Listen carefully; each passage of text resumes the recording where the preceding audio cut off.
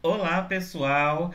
Vamos continuar com a nossa aula e terminamos o vídeo anterior estudando as características da produção de texto escrito e da produção de texto oral. Vimos que produzir textos escritos, na maior parte das situações, a produção do texto escrito e a leitura não acontece no mesmo momento. Ou seja, existe um adiamento da leitura, existe um distanciamento do produtor do texto e do leitor. Mas por quê?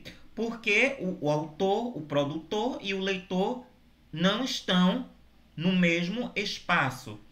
Então, existem momentos diferentes para a produção do texto escrito e para a leitura.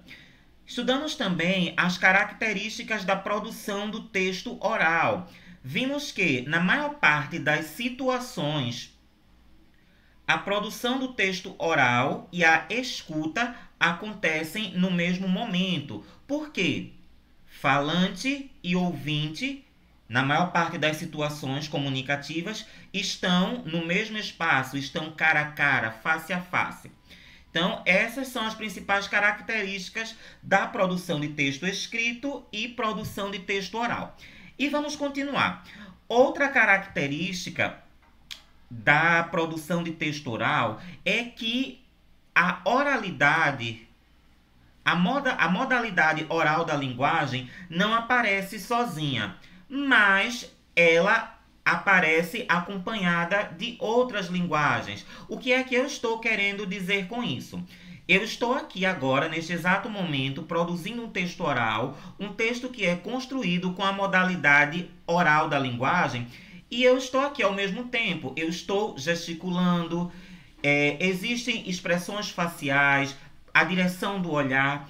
Então, o texto oral ele é acompanhado de outras linguagens. A linguagem gestual, a linguagem corporal, expressões faciais, direção do olhar. Essas outras linguagens que acompanham a linguagem oral é o que Shinao-Lee e Dawes vão chamar de multissistemas da oralidade, que são justamente essas outras linguagens que acompanham a oralidade. Então, eles construíram até esse quadro. Quais são essas outras linguagens? Shinao-Lee e Dawes dividem em elementos paralinguísticos, que são as ações realizadas com o corpo, ações corporais. Expressões faciais, olhares, gestos, posturas corporais, a direção do olhar. Então, esses movimentos, essas ações que eu realizo com o meu corpo durante a produção do texto oral é o que Shinao-Lee e Dawes vão chamar de elementos paralinguísticos. Eles também trazem outros elementos, que são os elementos suprassegmentais, que são as ações que eu realizo com a fala. Entonação, o aumento ou a diminuição da intensidade sonora, pausas, hesitações. Então, o que é que eu quero que vocês percebam? A linguagem oral, ela não aparece sozinha. Ela não é materializada sozinha, mas ela aparece acompanhada de outras linguagens. São justamente os multissistemas da oralidade, como Shinao-Lee e Dawes mencionam. E a principal característica que eu quero pontuar a respeito do texto oral é que o texto oral ele também vai se adequar à situação de uso. O que eu quero dizer com isso? Existe uma visão errônea que é compartilhada há muitos anos de que a fala é o local do erro. Existe essa dicotomia. A escrita é o lugar do certo, do correto, e a fala é o local do erro, do incorreto. Não. Os autores que fazem essa menção das características dos textos orais e dos textos escritos tentam justamente desconstruir essa visão errônea que foi elaborada diante da fala. A fala não é o local do erro. Mais especificamente, quando eu produzo um texto oral, ele vai se adequar à situação comunicativa de uso. O que é que eu estou querendo? Eu vou mandar um áudio de WhatsApp, um áudio no Instagram para minha mãe. Como ela é uma pessoa que faz parte do meu convívio, da minha intimidade, é uma situação informal, uma situação privada, essa produção de texto oral, ela tende a ser informal, coloquial. É bem diferente de eu ir apresentar uma comunicação oral em um congresso, eu participar de uma reunião de trabalho, eu participar de uma videoconferência com clientes. Percebam a diferenciação das situações. Essas três últimas situações que eu mencionei são situações formais. São pessoas que não fazem parte do meu convívio e da minha intimidade. Então, essa produção do texto oral, ela tende a ser formal. O que é que eu quero que vocês percebam com isso? Assim como o texto escrito, o texto oral também possui duas modalidades. O texto oral formal e o texto oral informal. E eu vou produzir esse texto de acordo com a situação de uso. É uma pessoa conhecida? É uma pessoa desconhecida? É uma situação formal, pública? É uma situação privada ou informal? Então, eu vou adequar a linguagem do meu texto oral de acordo com a situação de uso. Então, como eu mencionei quase agora, existe essa visão errônea de que o texto escrito é o local, o lugar do certo, do correto, e que o texto oral, a oralidade, a fala é o lugar do erro. Não. Os autores que fazem essas diferenciações querem justamente desconstruir essa visão errônea. Mas, então, o que é que eu quero que vocês percebam? O texto escrito possui duas modalidades. A modalidade escrita formal e a modalidade escrita informal. Da mesma forma, do mesmo modo, o texto oral também possui duas modalidades. O texto oral formal e o texto oral informal. E eu vou produzir esse texto de acordo com a situação. Com quem que eu estou falando? Com quem que eu estou interagindo? Outro tipo de texto que nós vamos estudar é o texto multimodal ou também multissemiótico. O que é o texto multimodal, perdão. O texto multimodal é um texto que é produzido através da junção entre elementos verbais escritos, palavras, ou melhor, letras, sílabas, palavras e frases, e a junção com elementos não verbais, cores, formas, formatos, tamanhos, expressões faciais das personagens, preenchimento do fundo da tela com uma determinada cor, o formato das letras, o preenchimento da cor das letras, diferentes ângulos, tipografias, formas e formatos. Então, o texto multimodal, ele vai fazer essa combinação entre escrita verbal, palavras e frases, e elementos não verbais. E daí surge o texto multimodal. Quais são os principais textos multimodais?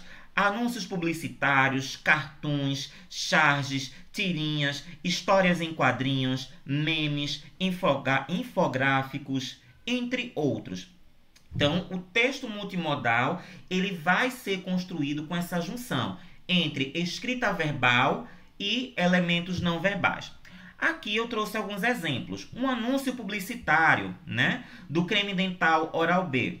Percebam que o fundo da tela é preenchido com detalhes azuis. A cor das letras é preenchida também com a cor azul. Até a roupa que a atriz Isis Valverde usa é com a cor azul. A gravata do dentista também com a cor azul. Isso é do nada? Não, mas é com o objetivo de reforçar a cor das embalagens. Percebam também que a cor das letras, algumas letras são brancas. É do nada? Não, não é do nada. É com o objetivo de quê? De reforçar o resultado do produto. Ou seja, se você utilizar esse produto, você vai ficar com os seus dentes brancos. Percebam que existe até a presença de um dentista, um profissional vinculado ao produto, com o objetivo de quê? De certificar, de credibilizar o produto, de dar credibilidade ao produto. Então percebam que essa mobilização de cores, cores que remetem à embalagem, cores que remetem ao resultado do produto, não é do nada. mas é com o objetivo, ou melhor, são pistas textuais com o objetivo de fazer o leitor produzir sentido a partir do texto. Também um anúncio publicitário, né, do Leite Ninho. Percebam que a criança, ela tá aqui, ó, vestidas com uma blusa amarela, a capa vermelha, os símbolos gráficos vermelho, o fundo da tela amarelo. Percebam que são cores que remetem à embalagem do produto, que tentam fazer com o quê? Reforçar a imagem do produto na mente do leitor. Para quê? Para, consequentemente, que esse leitor compre o produto. Também um anúncio publicitário, também chamado de anúncio educativo, e aparecem os pulmões, e o preenchimento desses pulmões é com um formato de árvore. É do nada? Não, mas é para mostrar a relação entre árvores, produção de oxigênio e a vida da espécie humana. E o anúncio ele pergunta: quer continuar a respirar? Comece a preservar. São textos multimodais. Percebam que para eu compreender um texto multimodal, produzir sentido a partir de um texto multimodal, eu não vou me basear somente nos enunciados verbais escritos, mas eu vou me basear também nos elementos não verbais, nos elementos imagéticos. Então, é uma junção da escrita verbal e dos elementos não verbais. Por que a gente está estudando tudo isso, Silvio? Porque quando a gente trabalha o eixo produção de texto na escola, nós não vamos trabalhar apenas com a produção de textos escritos, mas no ensino de língua portuguesa vamos trabalhar com a produção de texto escrito, a produção de texto oral e a produção de texto multimodal. Por quê, Silvio? Hoje, os documentos que orientam o ensino de língua portuguesa no Brasil, os PCNs que foram publicados lá no finalzinho dos anos 90, em 1997, em 1998 e mais recentemente a Base Nacional Comum Curricular de Língua Portuguesa, orientam que o ensino da produção de texto tem por objetivo, tem por meta, formar produtores de textos autônomos e competentes. O que é isso? Formar produtores de textos que consigam produzir textos em diferentes modalidades da linguagem, ou seja, produtor de textos escritos, produtor de textos orais e produtor de textos multimodais. Então, a principal orientação do ensino da escrita, ou melhor, do ensino da produção de texto, é que na sala de aula vamos estimular a produção de diferentes gêneros do discurso. Diferentes gêneros em diferentes semioses, em diferentes linguagens e em diferentes suportes. Então, hoje, o ensino da produção de texto vai trabalhar com a produção de texto escrito, a produção de textos orais e a produção de textos multimodais. Eu vou dar uma pausa no vídeo porque ele está terminando e daqui a pouco a gente continua.